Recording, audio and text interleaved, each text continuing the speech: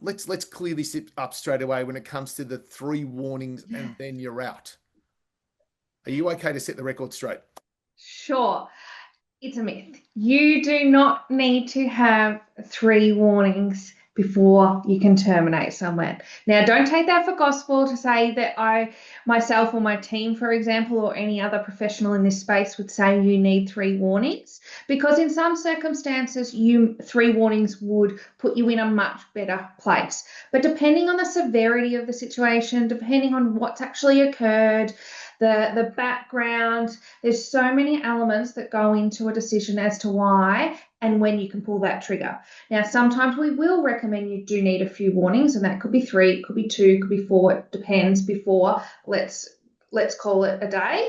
But there are some circumstances where the situation that's unfolded is a serious one or warrants termination on the spot or termination after 1 warning or a first and final. So yeah, in my world, I do say that is a myth because it's not in the employment law, HR space, you're not structured like a mathematical equation.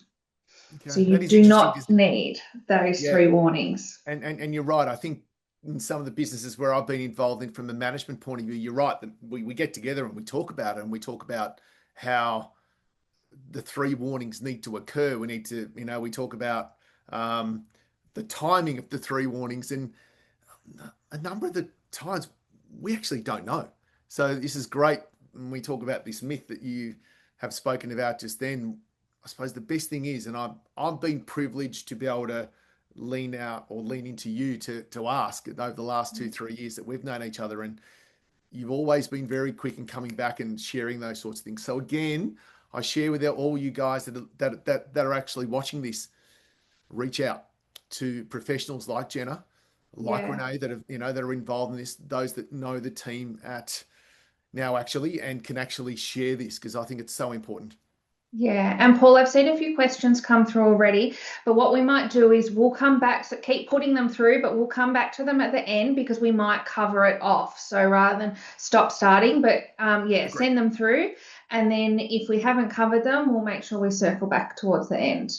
100%. I think the hardest part when you've got a large group is keeping on top of the questions. Yeah, yeah, All right, let's break this down. So, termination trap, like I said before, we're going to break this into 3 different segments: um, conduct and behavior.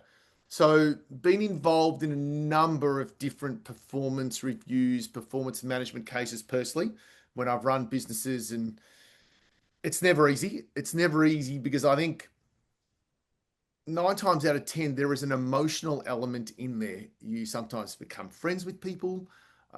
You've got to separate that, the emotional side of it being friends and then obviously being a boss, understanding processes, terminology. It's never easy. So let's talk about how you can clearly define, probably, Jenna, the differences between, let's say, conduct and behavior. Let's start with that. yeah, for sure. And that's really when a situation comes down to it, as a professional advising, we'll always look at it. Is it conduct or behavior? What's the actual situation that we're dealing with? So, conduct is generally a specific action or breach that has occurred. So, someone might have gone against a policy or a safety protocol. It's generally tied to a rule and a single incident. Now, it could be a multitude of incidences, but it can just be that single one-off situation. So examples, as I said, a breach of policy, it could be theft, it could be fraud, it could be refusing to complete a lawful instruction or direction from your manager. So that type of going against your position description deliberately would be a form of that. Conduct is generally easier to provide evidence if we want to talk about that when we're trying to get an employee's response and gain their feedback. So it could be there could be email trails of certain conduct issues, or there could be Teams messages in today's day and age. And it's generally a disciplinary situation where the event happens and then you move into that disciplinary side of things.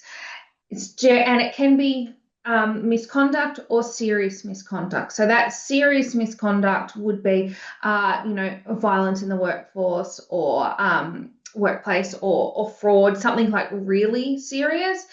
A breach of a policy, depending on the nature of the policy, if it was safety, definitely could be deemed serious, but it could be just misconduct. So, and then depending on if it's serious or just misconduct, would depend on how you manage the situation, the potential outcomes you might be able to go down. So think about conduct as an act, an actual breach, something that you can clearly say, well, Paul, here's the evidence that you've Yeah. broken the rule, Yeah. basically. Behaviour. So behaviour is basically the way in which we display and act ourselves in the workforce. It's generally not just a one-off, it can be ongoing or there's a history going. So it could be absenteeism. You're always consistently late. It could be rudeness in meetings or rudeness to team members. It could be negative communication style. It's more subjective, um, dismissive, and it requires clear standards and documentation over time. So I would never advise if someone was rude on a one-off, okay, pull them into a formal disciplinary meeting.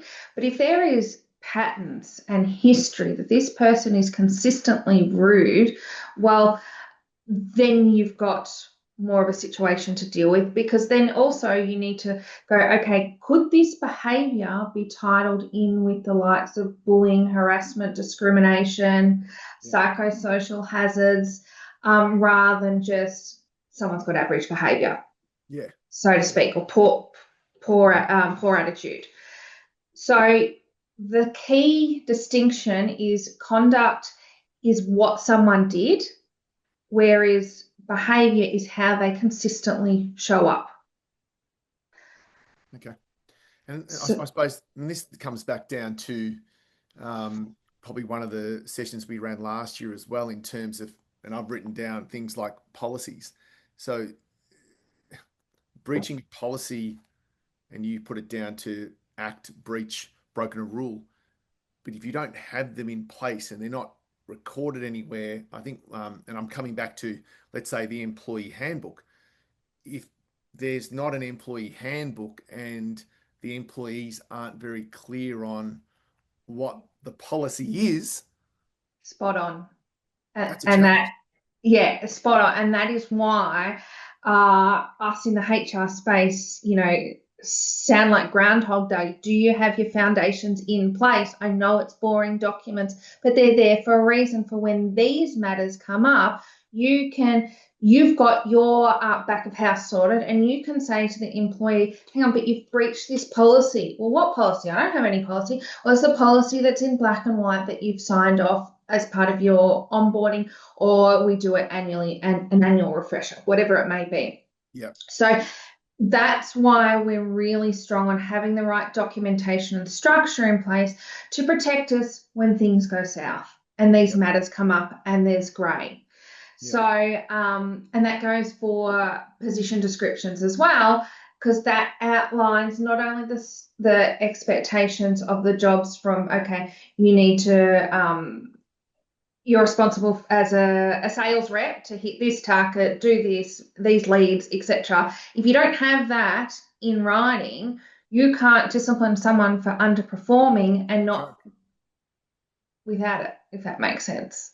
Spot on. Spot on. Yeah. So a lot of the time when there's a matter arises, it can be conduct and behaviour, but we like to make sure when that is the case that we stipulate this is the matter we're discussing, this is the matter, don't intertwine at all. Keep it really clear.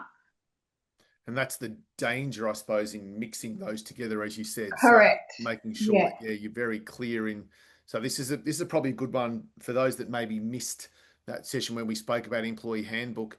So making sure that if you are going to have an employee handbook, making sure that it's very clearly defined what is behavioral and what is conduct.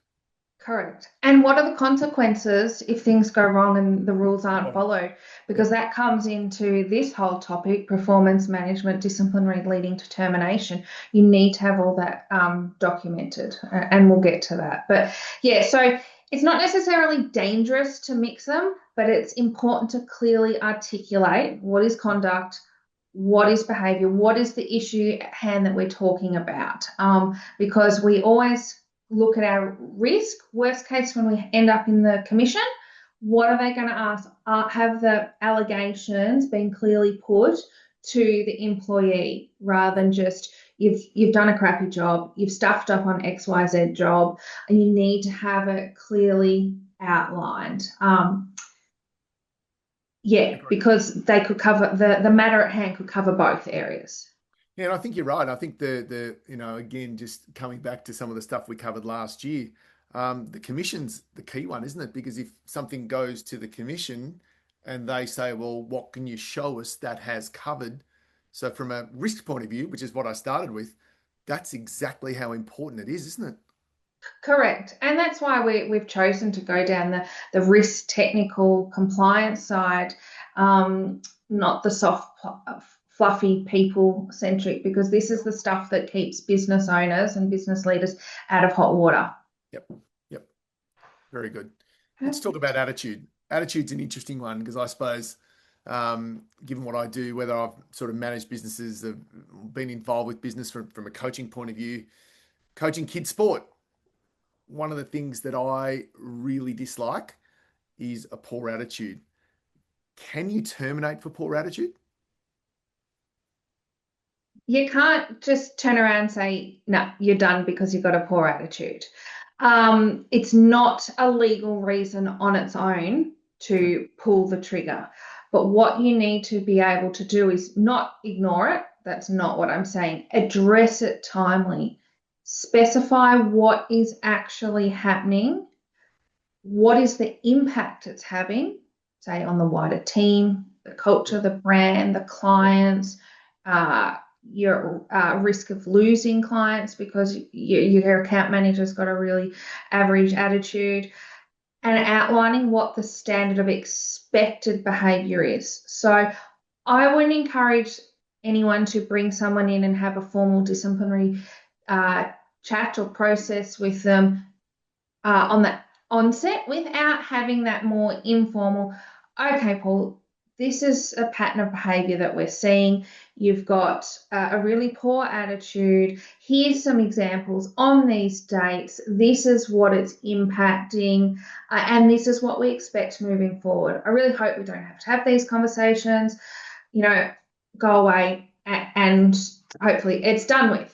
Now, for me in my position, file note that, document that you've had the conversation with Paul on the 24th of Feb 26 at this time. So then that's a record. It's not a formal warning or anything, but you've got it stored in your records. Then, if that doesn't improve and there's consistent, then you can raise it in a more formal manner where you write to them an opportunity to respond, set more measurable expectations for improvement, offer support, and make sure that you document the outcomes.